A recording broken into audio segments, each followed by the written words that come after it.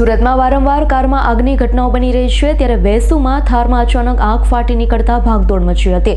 કારમાં સવાર 2 યુવક બહાર નીકળી જતા બચાવ થયો હતો. સુરતના વેસુ વિસ્તારમાં મોડી રાત્રે એક ચોંકાવનારી ઘટના સામે આવી હતી. એક મહિન્દ્રા થાર ગાડી જ્યારે રસ્તા પરથી પસાર થઈ રહી હતી, આ દરમિયાન અચાનક તેમાં આગ લાગી ગઈ હતી. ગાડીમાં તે સમયે 2 વ્યક્તિઓ સવાર હતા. આગ લાગવાની જાણ થતા ગાડીમાં સવાર બંને વ્યક્તિઓ તાત્કાલિક બહાર નીકળી ગયા હતા, જેના કારણે કોઈ પણ પ્રકારની જાનહાનિ થતા ટળી ગઈ હતી.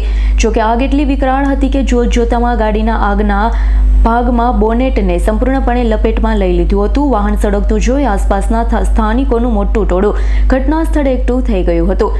લોકોમાં ભય સાથે કુતૂહલ જોવા મળ્યું. બનાવની જાણ થતાં વેસુ ફાયર બ્રિગેડની ટીમ તાત્કાલિક ઘટના સ્થળે દોડી આવી. ફાયર બ્રિગેડના જવાનોએ કોઈ પણ વિલંબ કર્યા વિના પાણીનો મારો ચલાવી આગ બુઝાવવાની કામગીરી શરૂ કરી. તેમની ત્વરિત અને અસરકારક કામગીરીના કારણે ગણતરીની મિનિટોમાં જ આગ ઉપર સંપૂર્ણ કાબુ મેળવી લેવાયો હતો. Bureau report S9 news Surat.